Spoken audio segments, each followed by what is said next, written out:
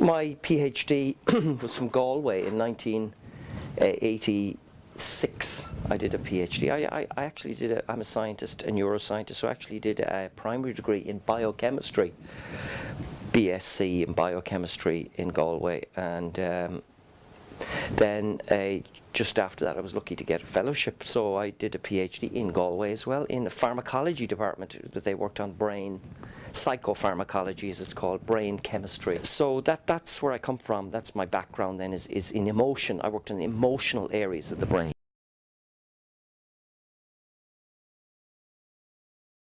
Our podcast is based on the adolescent brain. An adolescent is a young person in the process of developing from a child into an adult.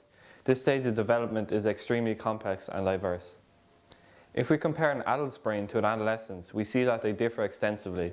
According to an MRI study published by Elsevier in 2003, when asked to determine facial expressions, the two age groups used different parts of their brains.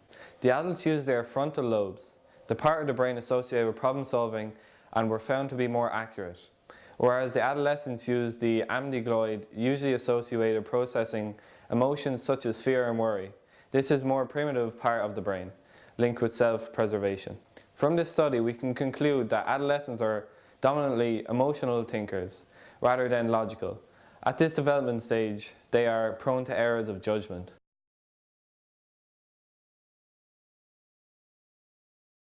When looking at the development of a healthy adolescent's brain, there are two areas of particular interest. The first part is the prefrontal cortex. This part of the brain is responsible for setting priorities, formulating strategies, allocating attention, and controlling impulses. Proper development of this part of the brain is essential for adolescents to succeed in school and later on in life, when they enter the workforce and are expected to complete tasks. The second part of the brain of focus is the outer mantle. This area helps us to process abstract information like understanding rules, laws, and codes of social interaction. A fully functioning outer mantle is essential for human survival, as we are not entirely self-reliant species. We depend on one another, so social skills are a must.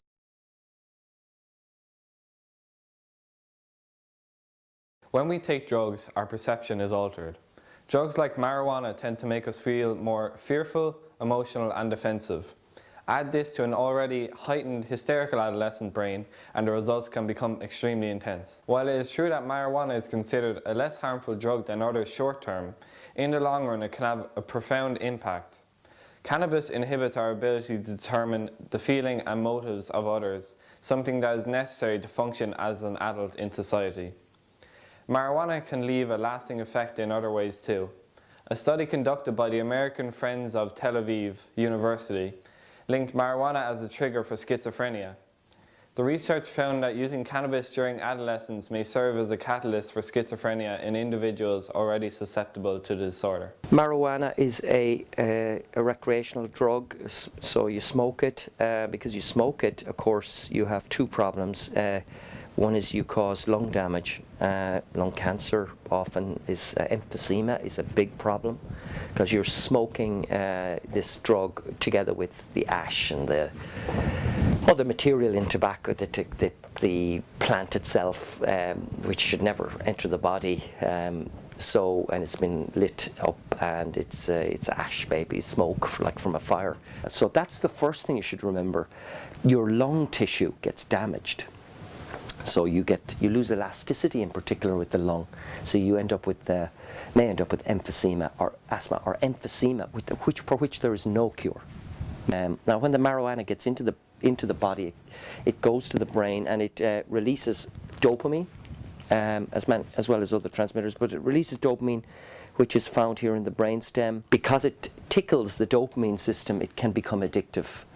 Any drug that tickles the dopamine system is by nature addictive, because dopamine in the brain is there for movement, but it's there really for food, water, sex, and nurturing. So the dopamine system in the brain is for a reward mechanism. It's a reward. The strength of marijuana has risen 40-fold since the 1970s.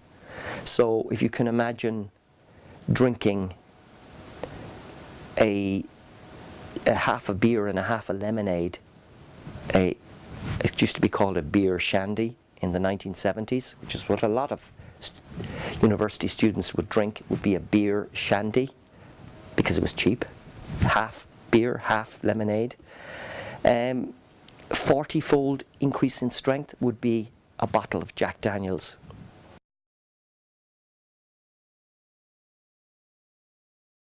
The mental illness may arise from a multitude of different factors. Some people are genetically prone to depression. Personality can also play a role, as those with low self-esteem or who are more likely to be pessimistic or more likely to develop some levels of depression.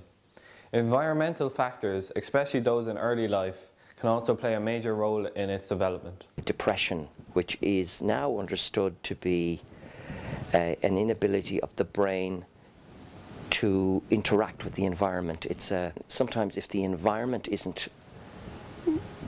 regarded as stressful, which it often is, too stressful, then the brain can kind of freeze. And that is the current theory of depression, that there's a kind of a hibernation, a delay.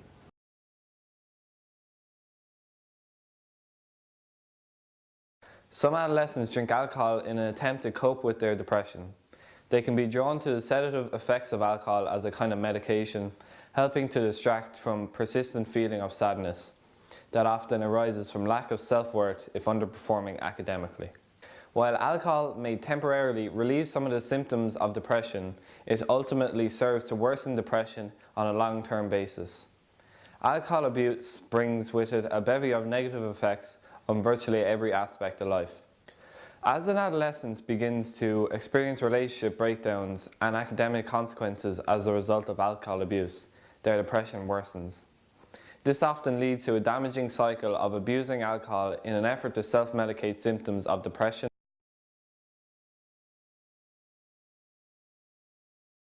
Drinking excessive amounts of alcohol can cause a blackout or a memory disruption. Essentially, at this point, the brain is unable to record the events that are happening. Consuming alcohol decreases electrical activity of neurons by binding to specialized proteins or receptors that are embedded in the neural membrane. The decreased firing impulses in the hippocampus disrupts the formation of short-term memory, accounting for the blackouts. This happens very easily because of ethanol, the only alcohol humans consume.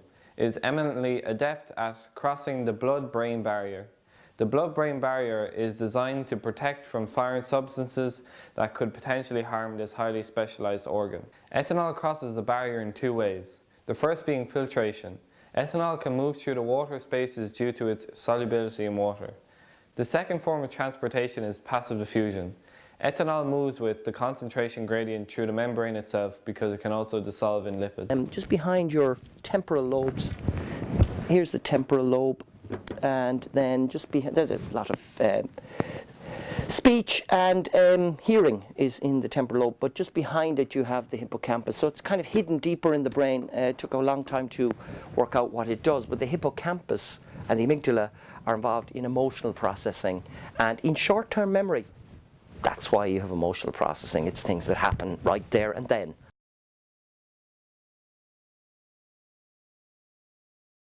Another reason taking drugs can be so harmful is because they target and alter functions of the chemical messengers in the brain known as neurotransmitters. An example of a neurotransmitter is dopamine. Dopamine operates within the outer mantle and the prefrontal cortex and is responsible for us feeling motivated and rewarded. This is experienced when teenagers use the problem-solving circuitry of the brain. Over time, teenagers become more motivated to think through the problems, hence developing better solutions as they refine their neural circuitry.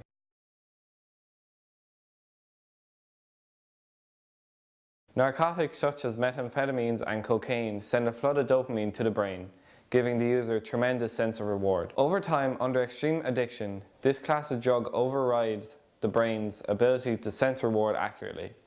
This can be devastating as it inhibits both intellectual development and the person's ability to feel satisfaction from life. Schizophrenia is a mental disorder characterized by abnormal social behavior and failure to understand reality. Common symptoms include false beliefs, unclear or confused thinking, hearing voices that others do not, reduced social engagement, and emotional expression and lack of motivation. Researchers exposed mouse models with genetic susceptibility to schizophrenia. During a time period similar to that of a human adolescence, the susceptible mice were found to be at a more higher risk for lasting brain defects associated with the onset of schizophrenia.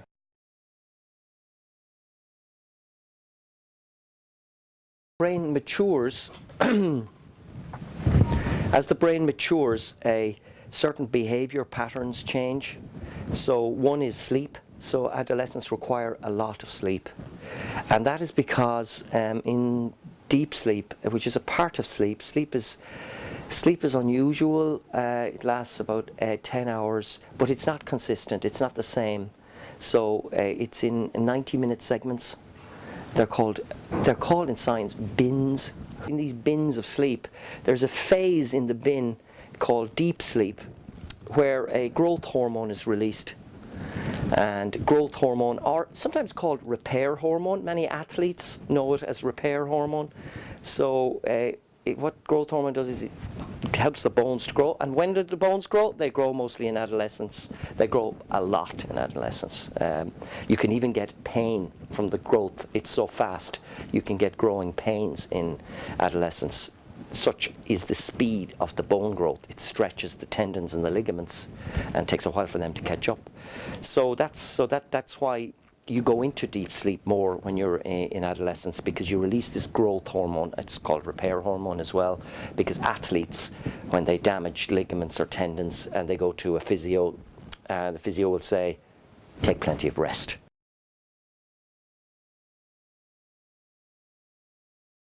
A brief synopsis of what we've learned. Adults and adolescents use different parts of their brain to solve the same task. Neurotransmitters are responsible for sending chemical messages to the brain. An example of a neurotransmitter is dopamine. Dopamine is culpable for a sense of reward. When we take drugs, our perception is altered. Methamphetamines and cocaine send an excessive flood of dopamine to the brain. Marijuana tends to make us feel more fearful and defensive. Marijuana can serve as a catalyst for schizophrenia in individuals already susceptible to the disorder. Another mental illness that many adolescents suffer from is depression, and this can be made worse by an excessive amount of alcohol. Alcohol can also have a negative effect on the hippocampus, the part of the brain responsible for memory and learning.